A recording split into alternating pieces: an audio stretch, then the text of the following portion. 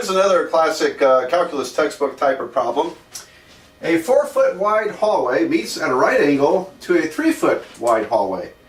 What is the longest ladder that can be carried through both hallways? Okay, so try to sketch that. Pause the video, try to sketch it. Then I'll sketch mine and we'll compare notes and go from there. Here's my diagram, and here's the 4-foot wide hallway and the 3-foot wide hallway, and the red is the ladder. All right, so we have to twist this ladder around the corner, and it can only be so far. It's just not going to make it if it's too long. And however, there's the what's the minimum ladder? Well, it could go down to 0, couldn't it? I mean, you could fit any tiny ladder around the corner without any problem.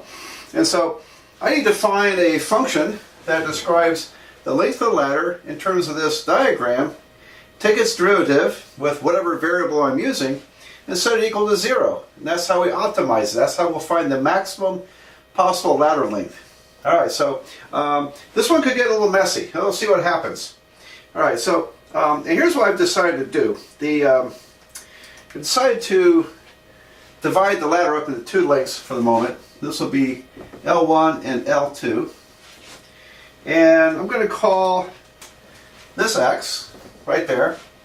And this is going to be Y, okay, because that's 3 and that's 4. Alright, so now I can calculate L1 using Y, and I can calculate L2 using X. So, but by and large, the length of the ladder is L1 plus L2. So, for L1, I've got, let's see, y squared plus 3 squared equals L1 squared. So y squared plus 3 squared equals to L1 squared. And down here I've got x squared plus 4 squared equals L2 squared. X squared plus 4 squared equals L2 squared. Great, alright, so L1 is going to be y squared plus 9. L2 is x squared plus 16. Now I can take their square roots. Oh, square root, sorry. There we go. I have to take the square roots, don't I? Alright, so I can add those together and get length L. My problem is I have 2 variables, x and y. Okay, I need to get it down to 1 variable. How am I going to do that? And I think this is the breakthrough insight in this problem. See if you can find the trick to this. I'll pause the video for a second.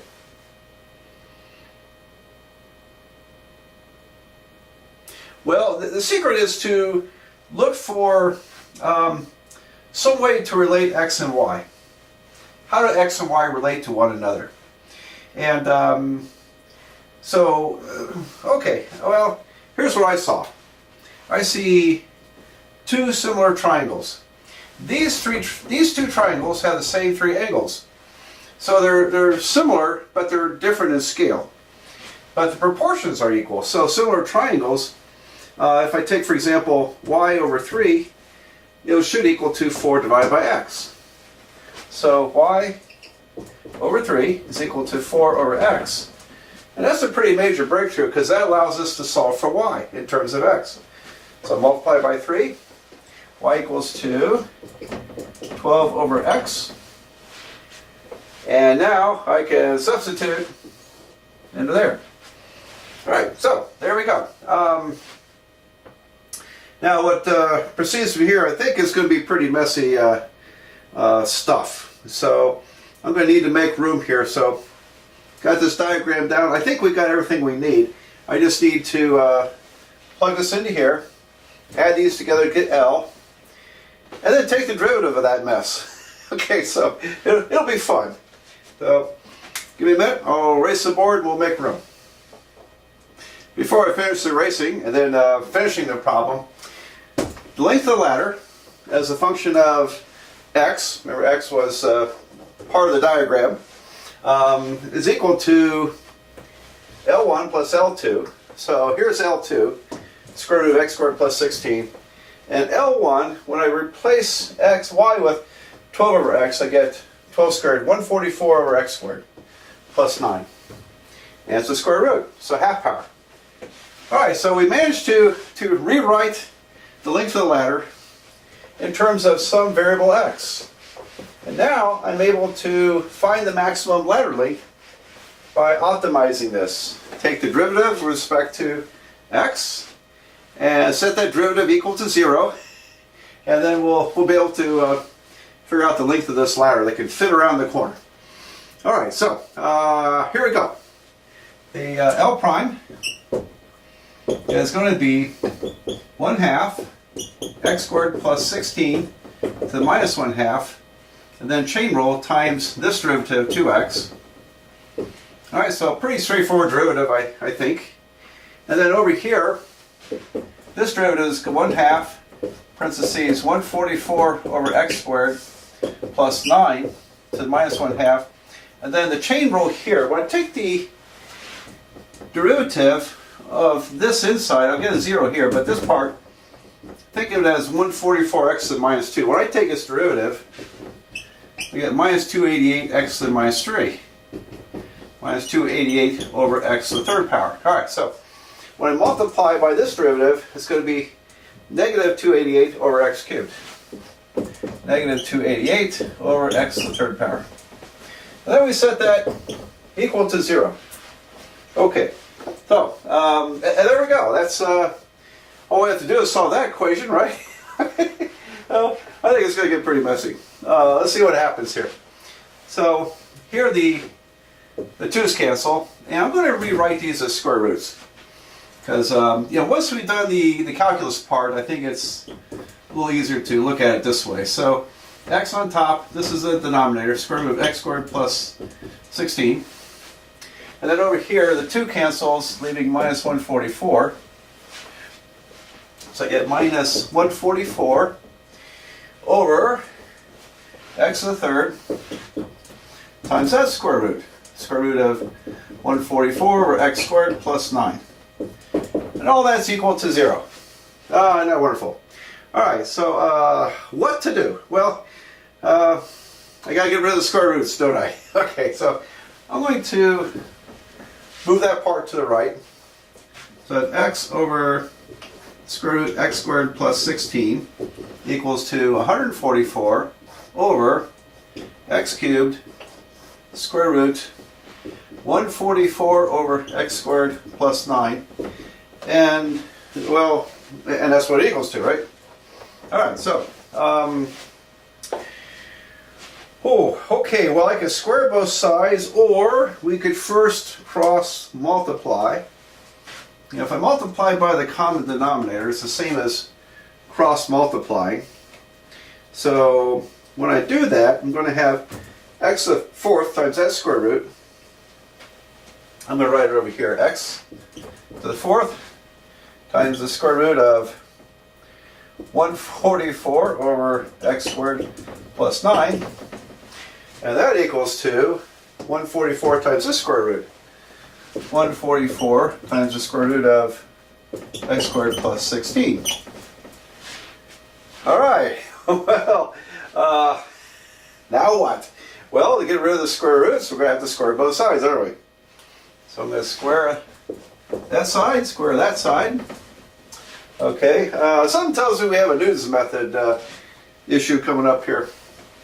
Alright, do you mind if I do some erasing here? Well, I'm going to do it anyway because I can't hear you. Alright, so let's see. When I square the left side, oh my goodness. I'm going to get x to the 8th. X to the 8th. And then when this gets squared, the square root disappears, so I have parentheses 144 over x squared plus 9. And then on the right side, I get to 144 squared. I don't think I want to punch that in yet. And then parentheses x squared plus 16. Great. All right, now then, in looking at this, 144, you can divide that by 9. And so I can divide this by 9, I can divide this by 9. So if I multiply everything times 1/9, just shrink the numbers down a little bit, I'll get x to the 8th, parentheses. So 144 divided by 9, what is that? Is that 16? 16 times 9, that's 144. All right, so I have 16, or x squared plus 1, equals to, see, 144 squared divided by 9, that's divided by 3 squared. So I would divide 3 into 144. It goes 48 times. That's going to be 48 squared. I think. Okay. So, yeah, that's right. So 144 squared divided by 3 squared is going to be 48 squared, parentheses, x squared plus 16. Okay, well, we're going to end up with an 8th degree polynomial. I believe, because if I multiply here, I've got x to the 8th, and then I've got plus x to the 8th divided by x squared is x to the 6th, so I have 16 x to the 6th. Now I'm going to subtract this part, so I'm going to subtract 48 squared times x squared, and minus 48 squared times 16, and that equals to 0. Alright, so, and I suppose maybe at this point we can go with the numbers. So x to the 8th plus 16x to the 6th minus 48 squared is, 48 squared, 2,304 x squared, and then minus, alright, so 48 squared times 16 is large, 36,864 equals to 0. Okay, so what in the world is that going to be? Alright, so I don't know of any graceful way to solve this except by using Newton's method. And so I'm going to, off camera, work that out. And you should know Newton's method by now. And we'll see what we get. I hope you tried this with Newton's method. Here's what I got. Alright, so we had the big polynomial we had to solve. And I let that be a function. Took its derivative. And here's Newton's method. It's going to be our next x in the iteration will be the original x that we plug in minus the function divided by its derivative, and there's its derivative. Alright, so I started with a starting point of x equal 4 feet. That seemed kind of regular to me.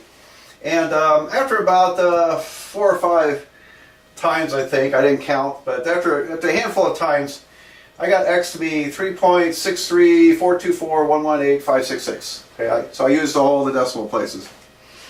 And now remember, x was just part of the diagram, but the function describing the length of the ladder was in terms of that x. So when I plug this number into here, I got, well, I had more decimals, but it came out to be 9.866 feet, which ended up being 9 feet, 10 3/8 inches long. So you couldn't quite get a 10-foot ladder around the corner of this hallway.